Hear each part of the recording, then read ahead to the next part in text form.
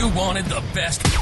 You've got the best podcast. The hottest podcast in the world. The Chris Voss Show, the preeminent podcast with guests so smart you may experience serious brain bleed. The CEOs, authors, thought leaders, visionaries, and motivators. Get ready. Strap yourself in. Keep your hands, arms, and legs inside the vehicle at all times, because you're about to go on a monster education roller coaster with your brain.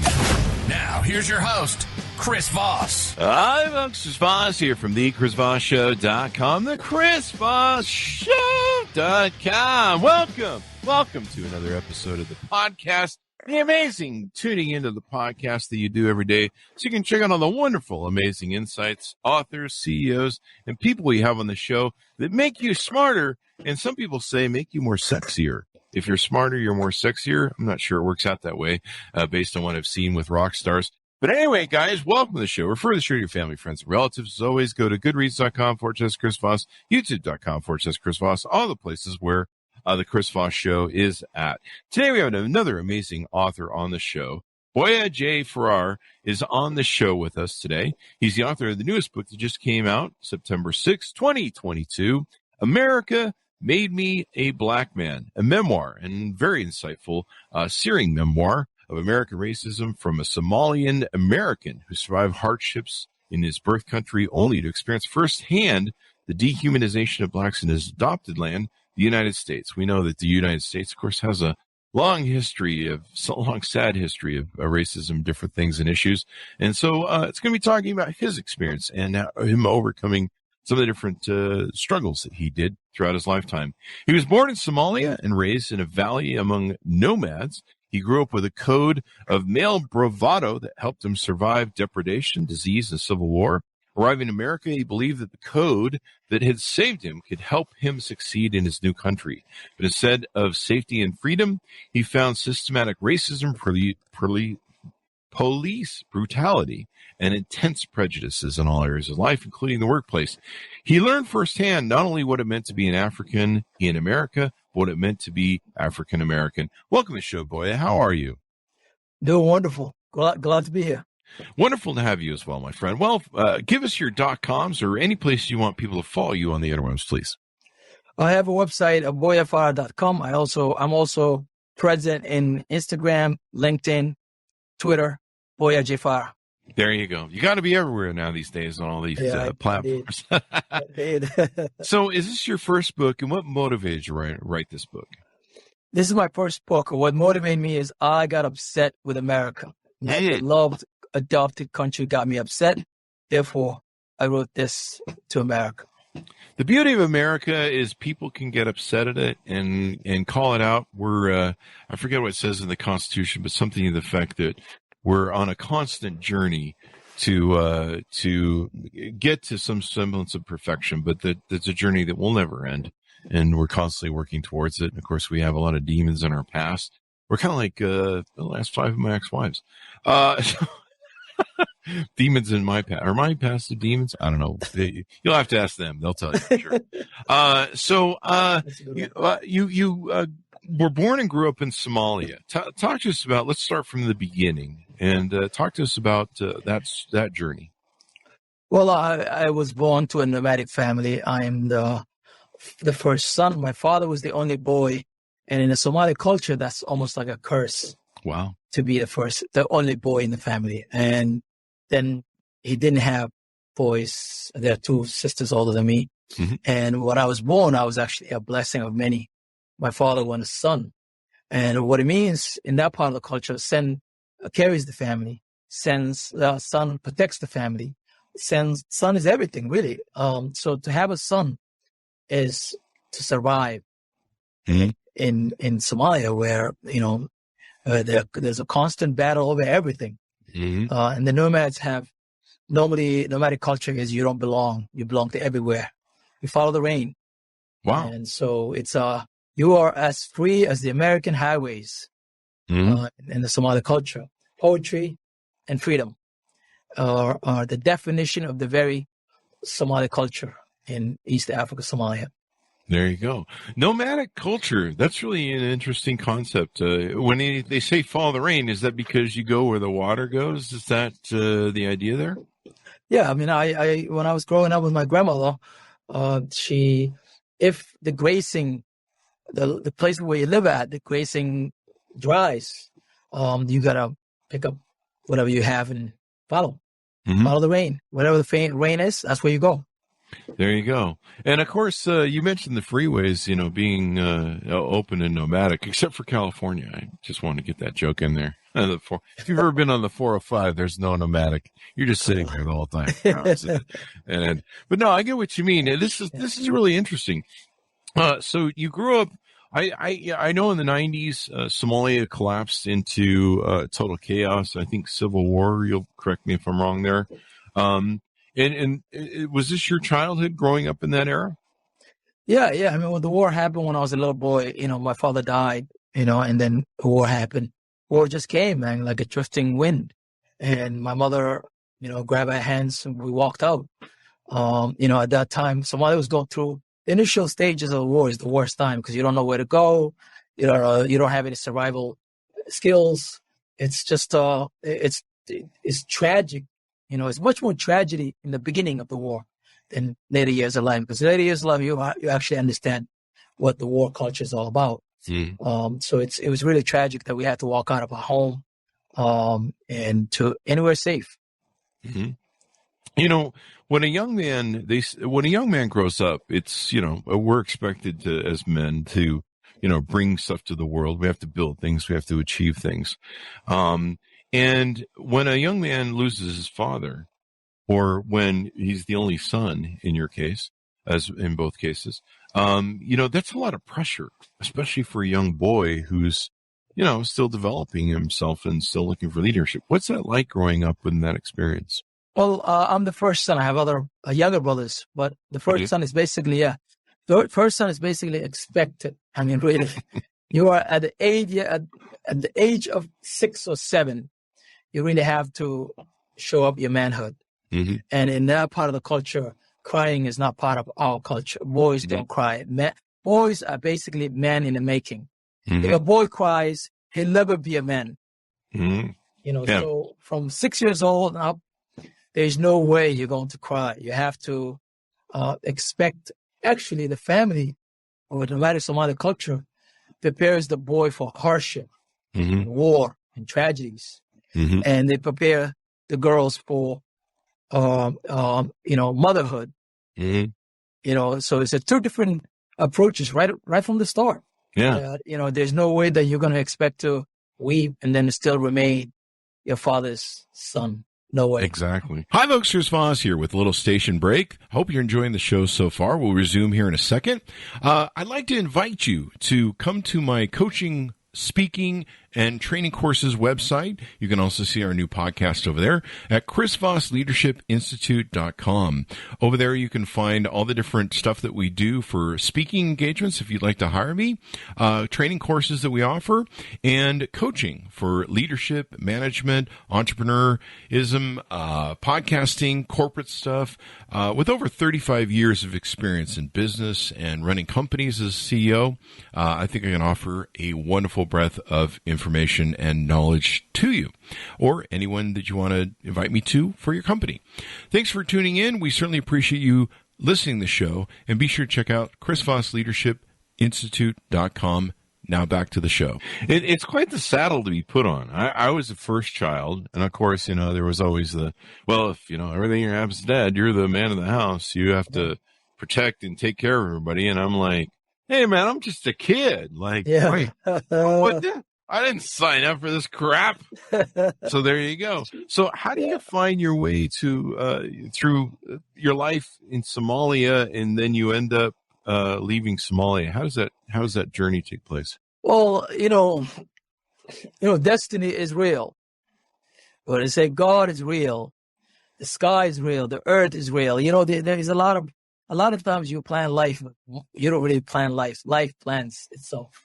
Destiny is part of it. And when the war happened, we really didn't know where we were going to go or we we're going to end up. And the reality is we zigzagged in the countryside, where lions, and, a treacherous journey. Yeah. Where if you cry, even the children, toddlers, learn not to cry, and Wow. they learn not to ask food.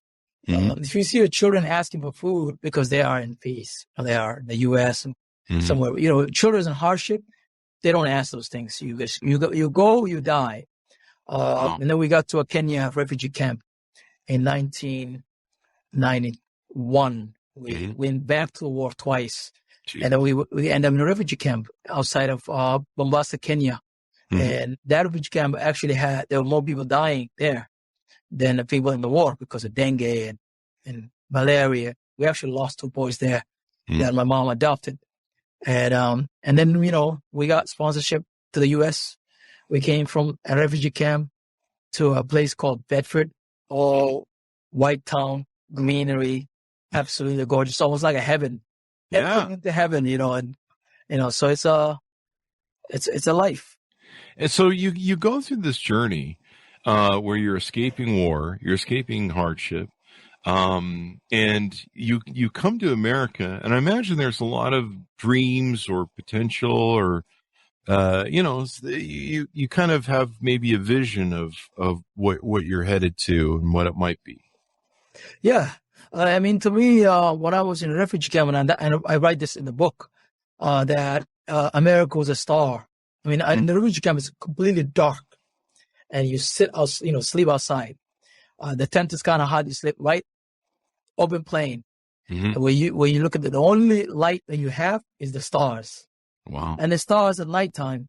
In my childhood memories, or when I was looking at stars, the stars fight just like humans. Some stars fall. The star that remains, I used to think America to be that star. And therefore, to be in America was to reach for the star. But to walk in America was basically to run in the rain naked. Wow. It was absolutely gorgeous. I really did not want to die until I entered the heaven. And I remember even begging God, because I got malaria right before we came here. Oh, wow. And I remember asking God, please, if you're going to kill me, let me first enter America, then take my life. Wow. And good thing, God listened.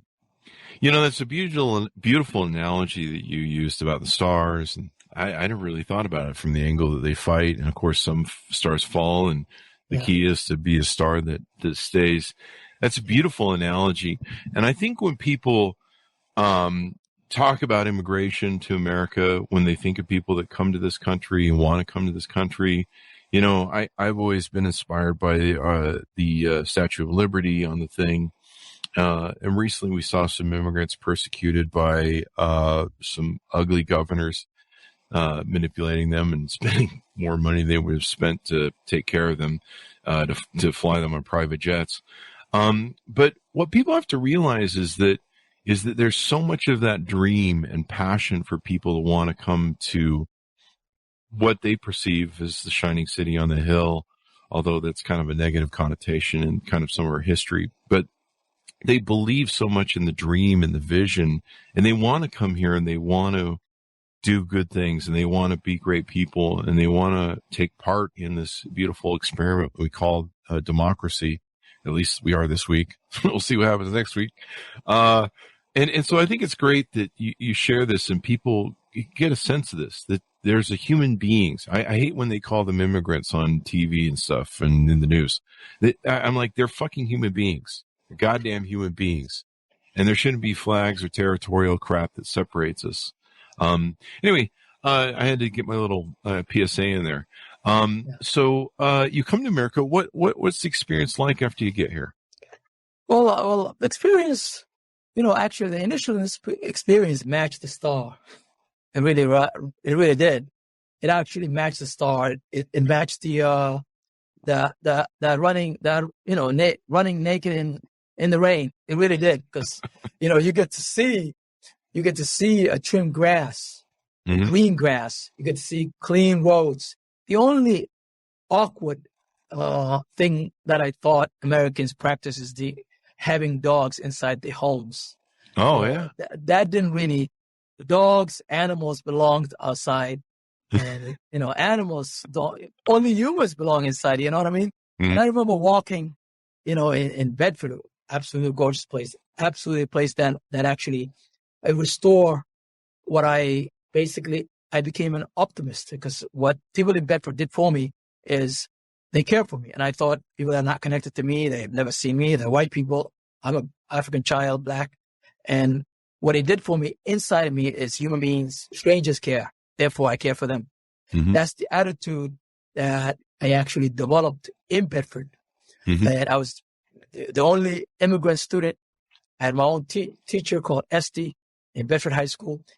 I mean, it was remarkable. I mean, it was strange a little bit because I've never seen so many white people, and I wanted to touch their hands, see what they, you know what I mean? And they also want to touch me as well and see what is the African boy, how's it like, and so it was absolutely gorgeous, where I'm amazed by them. I'm looking at them and I want to be friends with them, touch them and play with them, but they also want to do the same thing. And so it was a gigantic learning experience for me. It opened my mind to possibilities of mankind.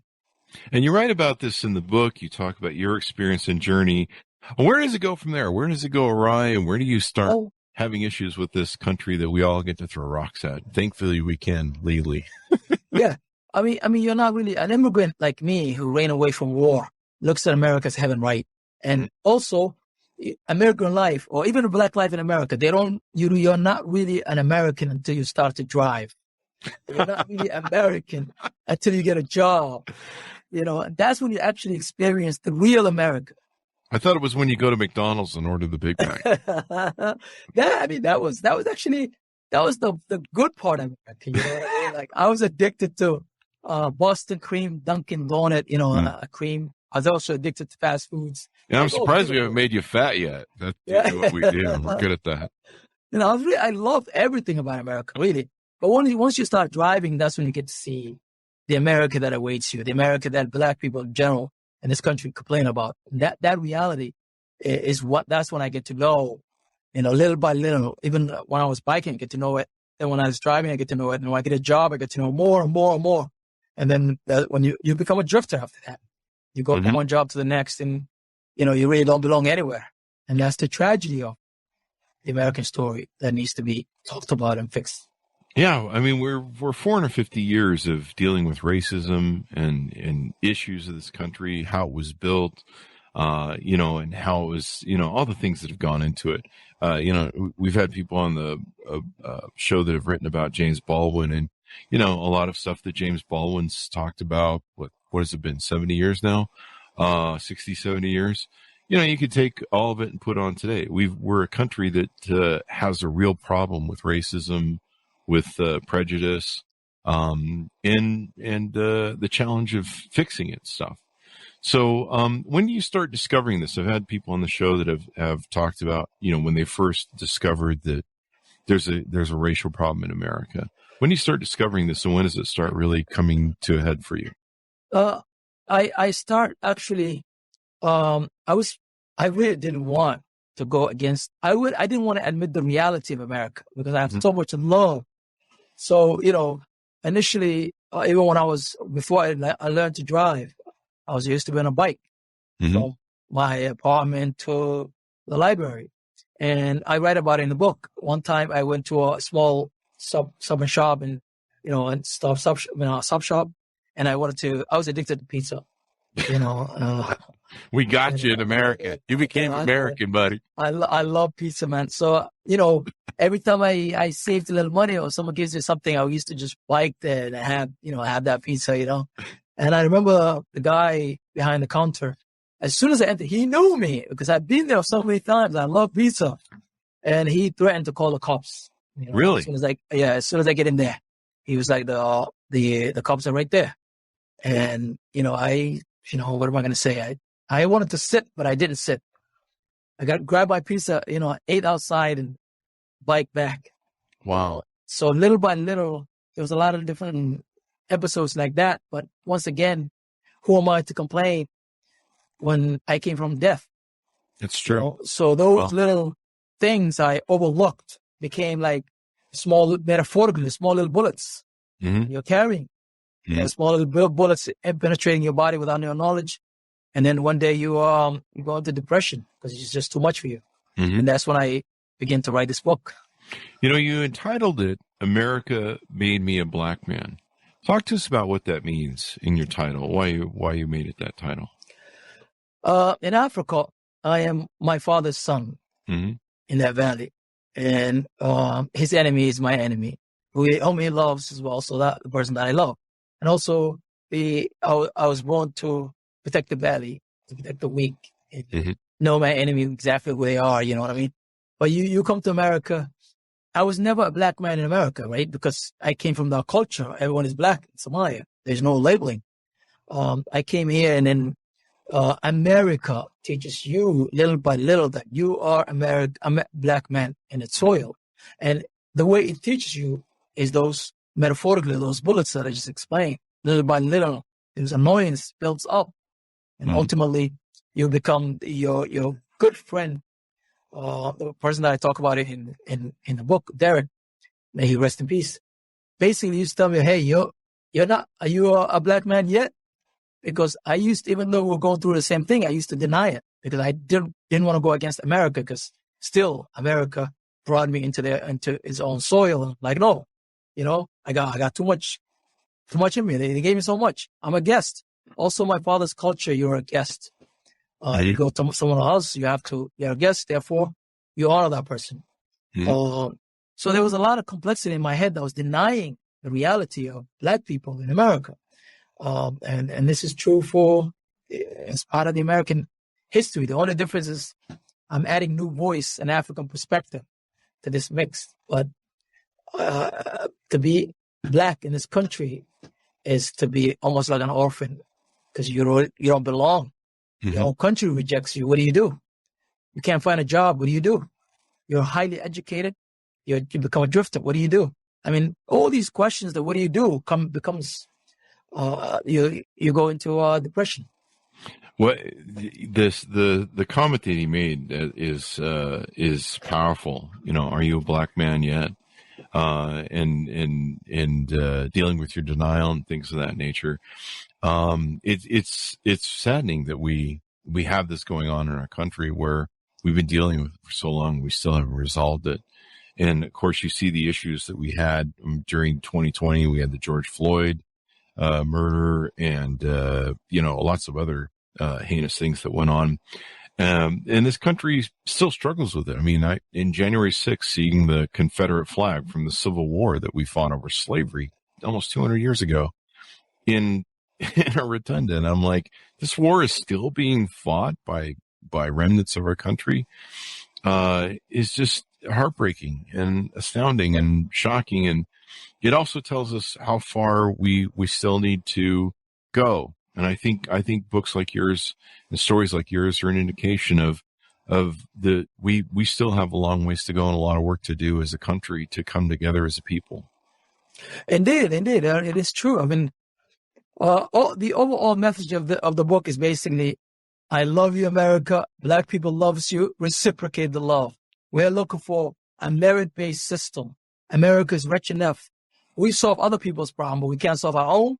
I'm inside the belly. We're inside the belly. The belly has to work for everyone. It got to feed everyone. You know what I mean? So, it's just, I'm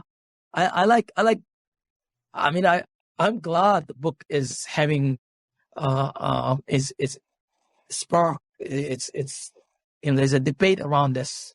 And that's the beauty of America. America's still learning, and I'm hoping that we will continue to grow because America is also one of the youngest country in the world. We are. We're a young democracy, and like you say, the analogy of the stars. The stars they fight, and some of the stars fall. I mean, we're very close historically to an empire falling to fascism and the war that you saw. And I don't know that we'd ever fully break into a civil war. I'm not really sure people are going to drive their Land Rovers into each other in our country. We're kind of too lazy to do a war. We would have a political war, I think, that we have going on right now. And it's a war between democracy and fascism and authoritarianism. And if you study history, if you study the rise of fascism, authoritarianism, and white nationalism and stuff, it's a very dark ending that we're on a pathway to, and we've got to somehow get this train off of the tracks of destiny that it seems to be on. And it really comes down to the people. You know, the people here choose the government they want, and they also choose the America that they want.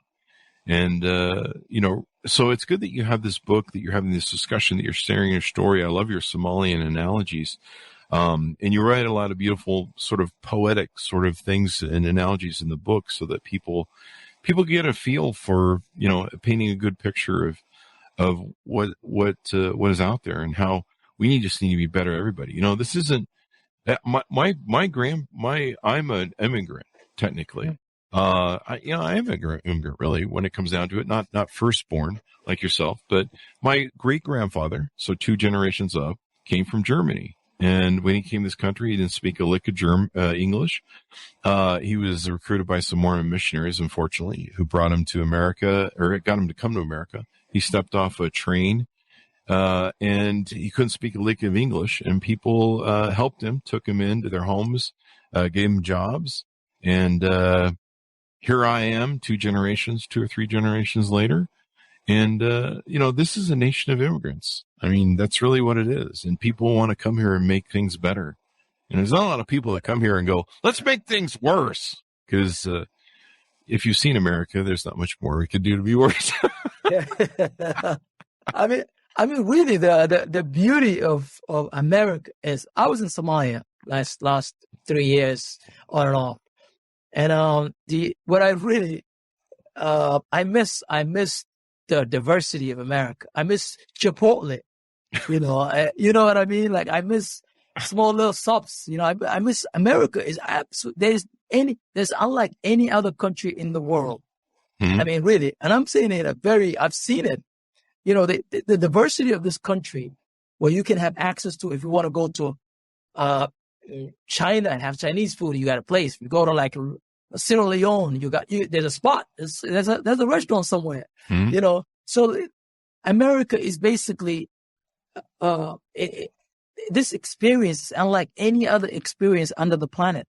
You know what I mean? And sometimes young people, Americans, don't see what they have. Mm-hmm. And sometimes you don't even know what you have until you lose it. Mm-hmm. You know, so it's very important that old Americans used to travel. Young Americans, I don't know if they even travel, because whenever I go to, you know, somewhere else, I don't really see American much.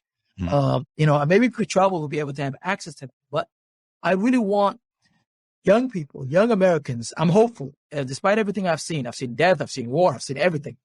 I've seen racism, which I think racism is much more generational than war. War is immediate. Racism is generational. And that's why in the book I said racism is worse than war, because war is immediate. Fight, that's it. Mm-hmm.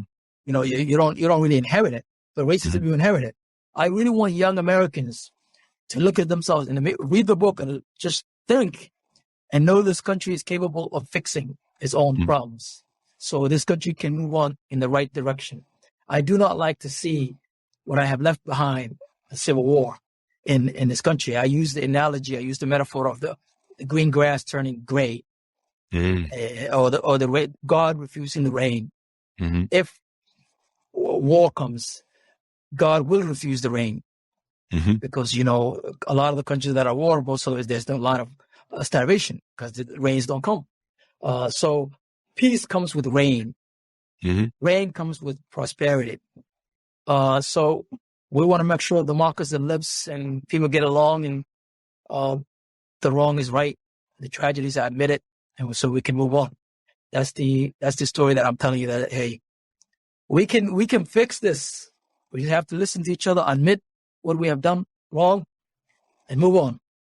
And I love your analogy. The grass can turn gray. A lot of these things are really going to stick with me, dude, for years. That's going to stick with me for a long time. I love the analogies and stuff you put in the book. And that paints the picture and helps people understand the stories. And yeah, these conversations are tough. They're hard to have. It's hard to look at you and go, it's hard to look internally and go, do I have issues? You know, I've spoken about this on the show, and I try and do this as a way to help people and have gotten a lot of good feedback on it. But when when I grew up in California, so I grew up with everybody. I was friends with everybody, and so I didn't feel like I had any sort of racial tendencies or racist tendencies or anything like that. But I grew up with a lot of influences. I grew up with I didn't realize at the time that watching some of the things that were on my TV, like John Wayne shows and stuff, had a lot of were communicating a lot of negative messages and stuff in them. And I remember when Donald Trump took presidency, and I was shocked. I didn't think we were that kind of a country.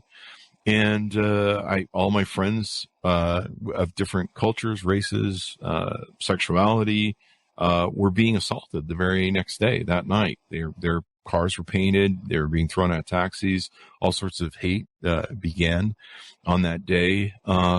And I asked myself, what is this white nationalism? What is this about? Who are these white nationalists that voted this guy in? And we've had a lot of great authors on the show that talked about it, but even I had to sit down and go, do I have any of this? Are there words that I use, like, nationalism, or is there anything I use? And it's important that we have these discussions, that we look inside, that we have a inventory that we take, and that we talk about what other people's experiences are, because that just makes us get along better with everybody else and understand everybody else's experience so that we can make America better. True. And mostly politics. I'm not a politician. I'm a writer. I don't know if I should say I hate politicians, but I don't want to admit that. Whenever I think of politics, it's what I think about is war. In my young days, it was not the people that wanted to fight each other. It was politicians that divided the people. Truthfully speaking, in my young life in Somalia. So what politicians say it's important. You know what I mean? Because their words carry a lot more weight than you and I, because they have audience, and what you tell those audience matters. And it's tragedy that they might escape, but those people who are listening to their songs might not escape. Because when tragedies come, it just come like rain, man. Pain will touch everyone. You know what I mean? It's just not a pretty place for when people, two neighbors fight each other. Mm-hmm. It's the worst. I remember when I was a little boy, my best friend coming to the house with an AK-47 looking for me. I didn't do anything with the kid. Wow. He just heard that we were on the wrong side of the history. Uh-huh. And now he survived. Sometimes we have a conversation, and he's very, he didn't find me because we escaped. Uh-huh. Thank God. But now he's an adult and I'm an adult, and now we understand each other. There was a civil war. The enemy was not really between us. It was politicians. Wow. So politics, I always think about those two, me and my best friend being two different camps and fighting each other for nothing. And then when we both survived, we admitted that he was wrong for him to look for me. He's very apologetic, but I understand that it was just a civil war. He was just a young boy. And this happened in Somalia, huh? It just happened in Somalia, yes. Wow. So politicians' words are very, very important. Very important. And that's another great lesson from the book. They wrote in the Constitution, "We, the people of the United States, in order to form a more perfect union." What people always need to realize about that line in the U.S. Constitution is that we will never achieve perfection. Perfection is never achieved. It's an insane thing to go after as a human being. If you think you're ever going to achieve perfection, you haven't lived long enough. It's always a journey, and that journey is never ending. As President Obama said once, we're a country that zigs and zags back and forth, and yings and yangs, if you will. We're constantly, zigzagging to try and find that more perfect union, to establish justice, to ensure domestic tranquility, to provide for the common defense and promote the general welfare and secure the blessings of liberty to ourselves and our prosperity. And that's what they put in the U.S. Constitution. But it's always going to be a journey. We're never a perfect union. When I hear these people say, we're the greatest country in the world, no, we're not. We're on a journey. No, yeah, it's true. What you said is real. I mean, the word perfection does not belong to us. It belongs to the unseen. It belongs to God.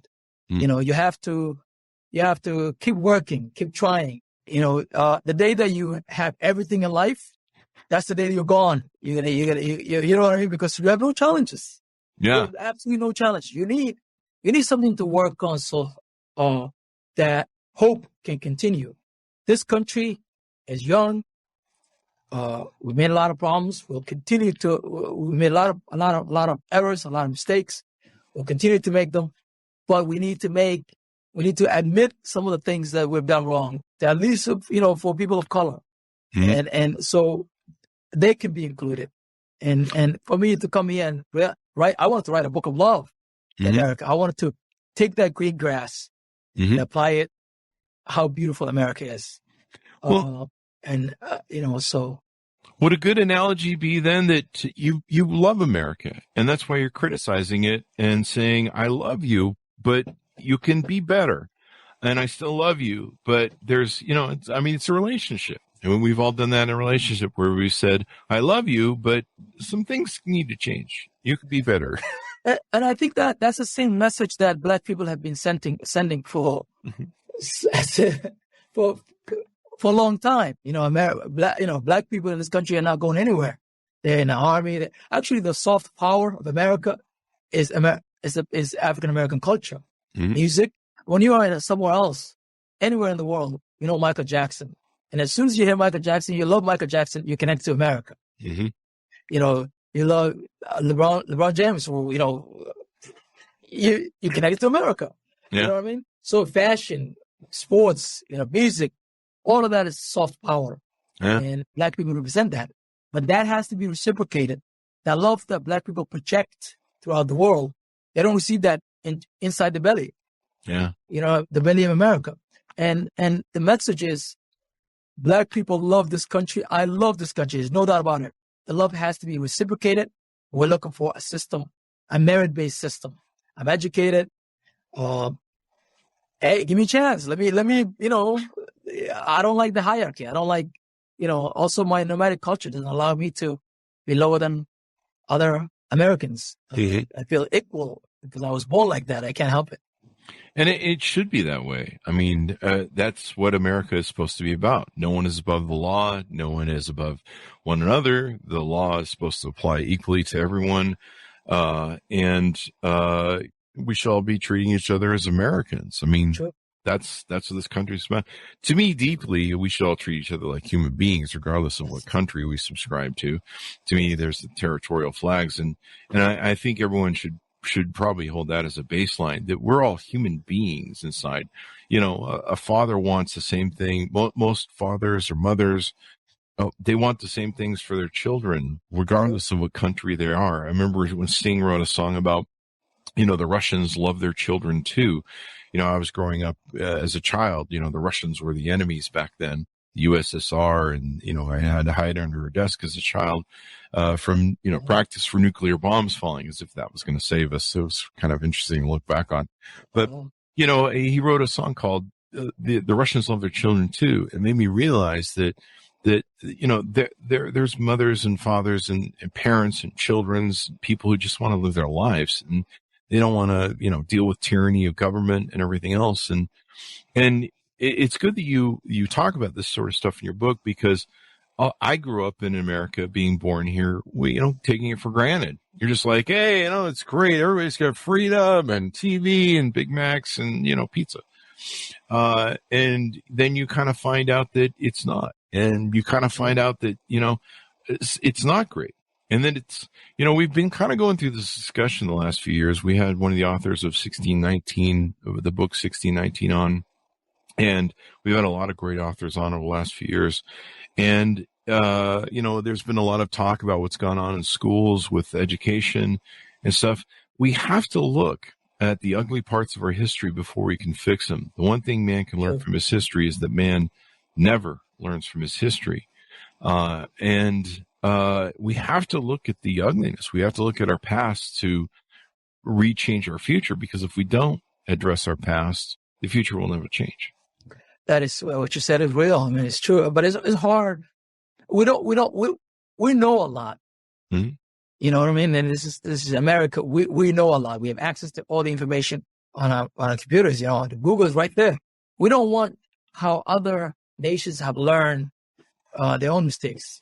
Ultimately, we will learn our mistakes because the pain will force us. Mm-hmm. And I'm not saying this lightly; it's real. If you don't confront and you don't fix, ultimately, tragedies will be democratic. Mm-hmm. And this book is partly warning. In my own life, I've seen it. And sometimes, if we don't, even though it's very tough for us to acknowledge what has, what our own mistakes, what we have done wrong, but it's judging history is very important. If we're going to renew our hope and our dream and make this country a better place, it's very important that we acknowledge our own path and examine it so we can have a better future for the unborn, not just the ones who are living now, but those who are unborn. Very, very important. And those reactionaries who are saying we should not look back, those are the same people I've seen in my rear view, looking back in Somalia, where those who at the end bury their own children in a shallow grave. And that's not where we want to go. We want to be able to admit our own faults, fix home. This is home for all of us. Mm-hmm. And, continue to learn. Yeah. I mean, we have people right now that are politicians that are advising for war, that are trying to stoke civil war, that are trying to stoke hate with one another. And this is one of the problems of the human existence. It just confounds me that people still don't get it when politicians play people against each other, when they're always, this has been going on since Roman times, since Greek times, for thousands of years of humanity. It's always some politician or someone wanting power going, that guy over there is going to steal from you. Meanwhile, he's the guy who's stealing from everyone. Yeah. And he's like, look over there, and steals all your, food, money, and stuff. And so we have, a billionaire class and oligarchy in this country that's kind of started to take over with, with some of the SCOTUS rulings and things that have gone on with Citizens United. And as Americans, we need to stand up and go, this is everyone's country. This isn't your country. And maybe it's not the bad person over there who's the problem. Maybe it's the person who's pointing the finger at those folks. And we need to really identify, who the real problems are in this country, because you get the government and you get the country you deserve. It's true. I think it goes back to young people. I think we should educate young. The young should, the young they're the risk takers. Mm-hmm. Anyone, the older are hard. It's hard to take risk when you're much older. But when you're young, you can take risk and you can fix and you can engage. We need young leaders in this country, really. We have a lot of older people who are running the show here, and those older people they're not going to change. We need young and hopeful people who are willing to take risk, to confront, to change, to sing. We need young Bob Dylan. I'm a lover of Bob Dylan in the 60s. I think 60s Americans were the best in terms of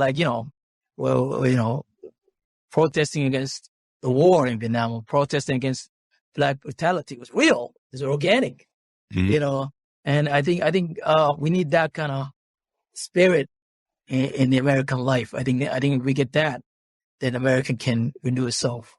But if we hide, we don't tell the truth, then things might go worse.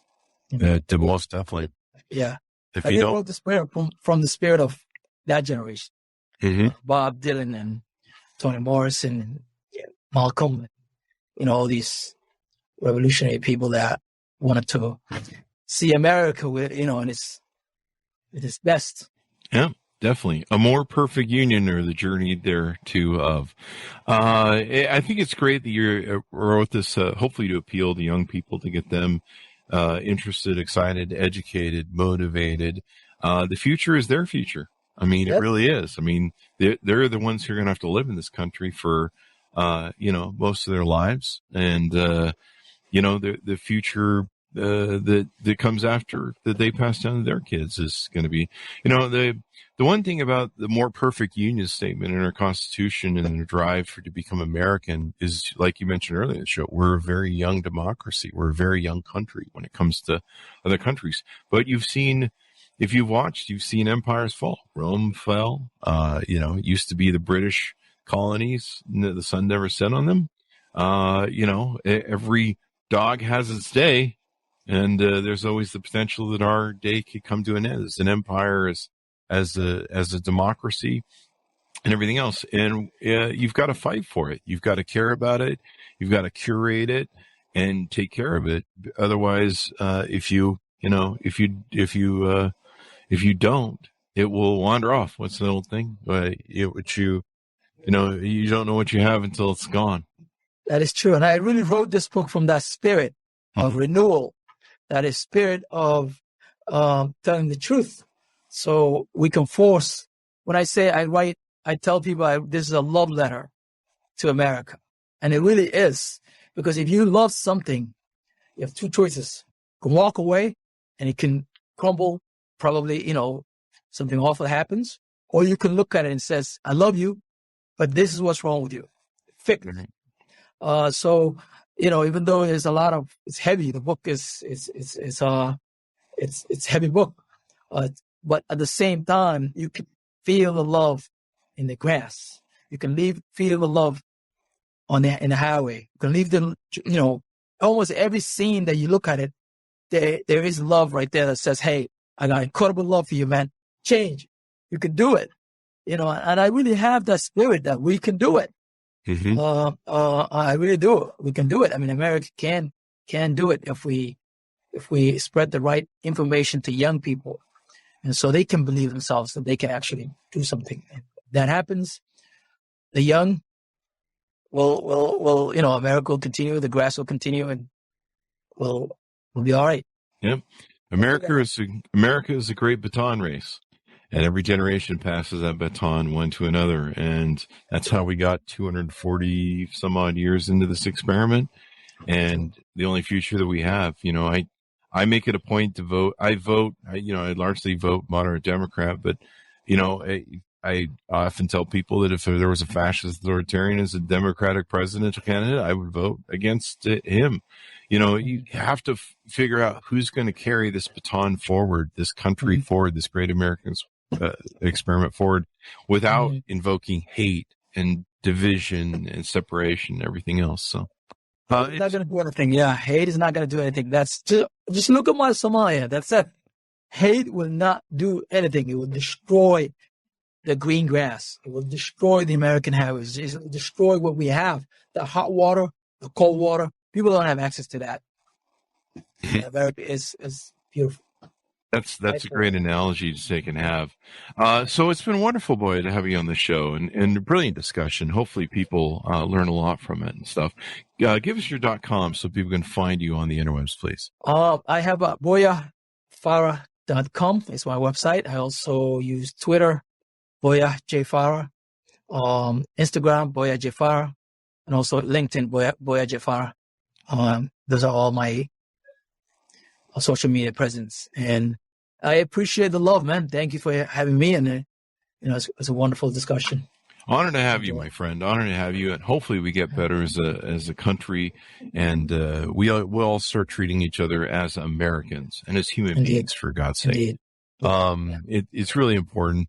When you see the TV, when you see the news, people, and they're referred to as immigrants, realize that there's different, George Carlin talked about this, the dehumanization of language and how we use language to dehumanize people.